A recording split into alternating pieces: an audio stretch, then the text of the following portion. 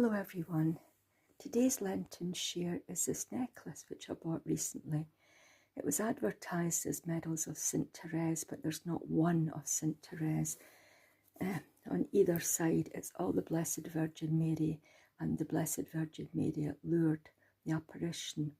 So I was disappointed because this was meant either for my daughter, who's got a special devotion to St. Therese, or to hang around the neck of St. Therese, my big statue. But this is it, and it's really pretty. It's a pretty thing. It took me a bit of saving because I'd been thinking of this for my daughter or for a saint, so I didn't mind spending a bit more. So I was disappointed it wasn't as advertised. However, there's not a lot you can do. But there you are. That's my Lenten share, and I think you'll agree it's a pretty little thing. And I hope that it gives you comfort at this time of Lent. Something nice.